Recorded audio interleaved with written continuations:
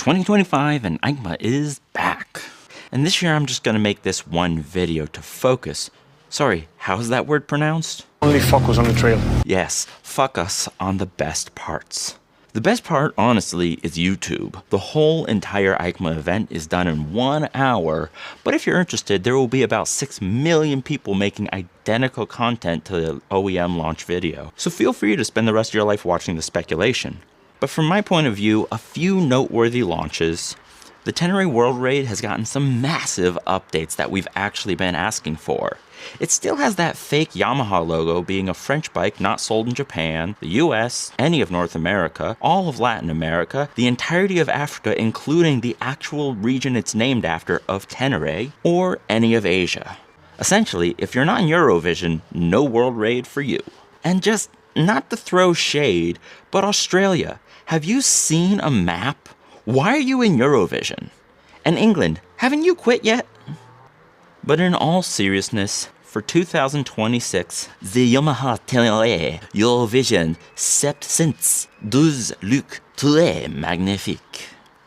Looking over at Honda, the Transalp got a new engine-mounted skid plate, which can only be good news off-road, but it is to make room for the new E-clutch, which, in all seriousness, I am a fan. Yes, it's a slightly heavier quick shifter, but with clutchless stop and go, it does make it easier to figure out tough terrain off-road, not balancing the clutch and stalling out. Now that being said, there's no DCT, still no cruise control, no memory whatsoever for your chosen rider modes, but we will be getting adjustable compression and rebound. So, like I said last year in my 2025 Eicma overview, 1 year at a time, Honda will slowly, begrudgingly listen to the customer, and by 2030, we'll finally have the bike we want. And the rest of the industry will be looking at Honda in the rearview mirror from 2030 standards.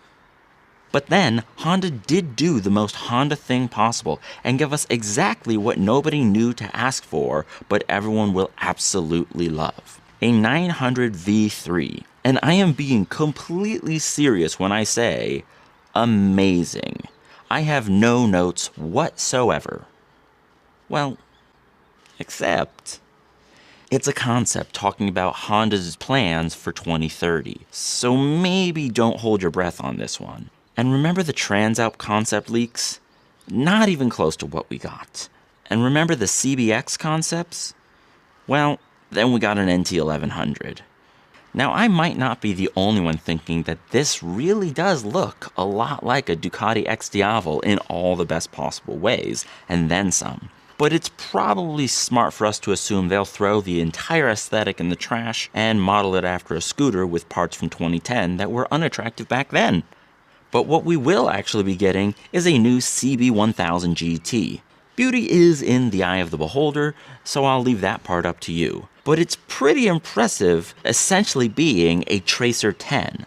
But it weighs less while holding 3 more liters of fuel. And if you compare it to its siblings, it really does look like it belongs in the 1000cc CB family, for better or for worse. Seriously though, it's not going to be for everyone, but for those who are into it, they hit the nail right on the head. And speaking of upright sport tourers, and seeing as how we know the Tracer 7 will never be sold in Japan outside of the Eurovision sector, Suzuki gets a solid 8 out of 10 for keeping an affordable V-twin alive in the age of Euro 5+. Minus 1 point for no cruise on a touring bike, again, and 1 more point for the suspension. That said, my wife's 2021 SV650 did have the same stock suspension as this bike, and it was never bad on the streets. Not amazing, but it was never a disappointment. At least at that price, we were pretty happy. And there was no affordable way for Suzuki to borrow from a GSX-8 suspension. That would be insane! Now to finish off offending the country I live in, Kawasaki. The KLE had me thinking I should cut my losses with the Transalp. We got ourselves a Tenere 450, y'all. Then I threw my 10-gallon hat in the air, shot up my pistols, and shouted, yeehaw! And then, the official release. I don't think it's even worth talking about.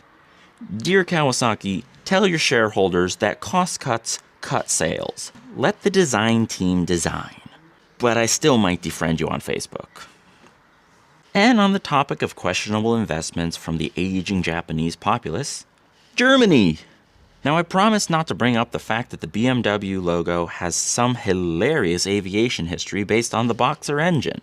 But the F450GS, honestly, and I mean this with all sincerity, really kept to the concept. Now, I didn't look at the price yet, but I still have 2 kidneys and could reasonably sell one if it calls for it. But seriously, you made the lightest stock bike that can legally be owned by a European beginner license, and the weight includes a skid plate, you sneaky sneakers.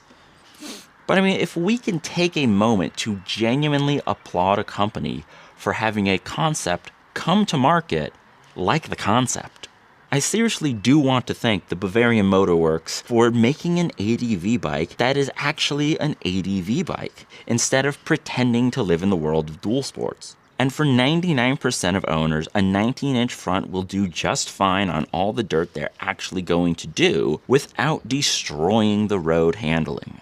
But if you do want some free advice, BMW, maybe adding a 21-inch front as an optional extra will help you avoid hurt feelings in the forums from people who have never even sat on the bike. And personally, I do want a test ride, especially because in Japan, BMW is one of the only companies that give out real test rides for free, so bonus points for letting the customers find out what they're getting. Now, I don't really specken Deutsch, but I've recently been told that Husscheiße is one of the best words in your language. So from me to you, I'd be a proud Husscheiße to sit on your bike. And on the topic of Scheißen in the Hus, KTM made a 990 Supersport. And since the 390 has been bulletproof and no massive growing pains or any massive issues with reliabilities that pretty much all customers are having, I am sure it is a safe investment to put our money towards a Supersport from a proud Austrian company? So far still yes, right? But enough of that, let's cross the mountains now to where Ducati has updated the hypermotard V2. And honestly, good job. You guys seem to know who you are and stick to it. So, positive judgment throughout history, good job Ducati. P.S. Sorry Harley-Davidson cheated you all those years ago on becoming the official police motorcycle of the U.S. Police Department. Imagine a state trooper blitzing after you on a Panigale. Dreams were shattered.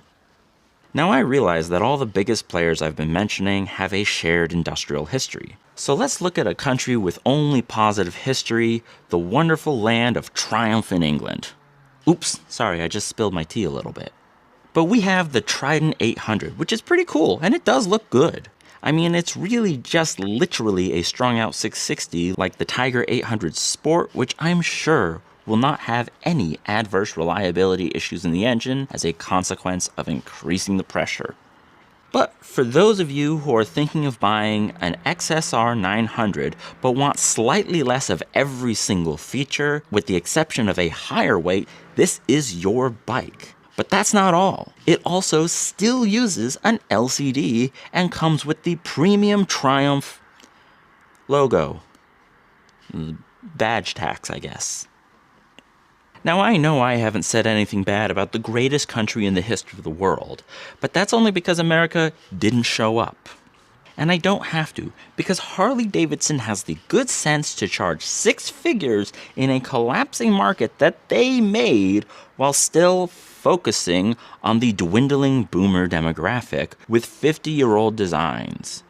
No notes, I'm sure you won't do more stock buybacks in 2026. As for Chinese bikes, every single one was 100% perfect, and I mean that. I'm not just saying that because I live in Asia and I'm not 100% sure that the US is coming to our defense if China decides it needs to get a little bit bigger. And it's definitely not that I need to stay in their democratically elected good graces. Really, it's just first-class bikes and human rights. So when I saw the KTM 990 Adventure, I mean the CF Moto 1000 MTX, it was clear right away that, wait, Xinjiang? Xinjiang? Xinjiang. Where have I heard that? Ah, see? 0 concentration camps full of Uyghurs, proving that the entire crisis is fake Western propaganda. And there's no chance that democratically elected Chinese leaders are making a public company use a motorcycle commercial to push propaganda. No chance at all. I'm just kidding. They don't have YouTube because of censorship, and nobody's even going to see this video. And that's Eicma 2025. I'm sure I missed something that someone is commenting at me in the description, so tell me what your favorite thing was. And remember, I was very serious this entire video. There was no satire, no sarcasm, and you are absolutely right to be offended on behalf of a brand that you don't even work for. But maybe for all of us, the big takeaway should be, if your bike is working well and makes you smile, not too much actually came out this year that is a genuine revolution.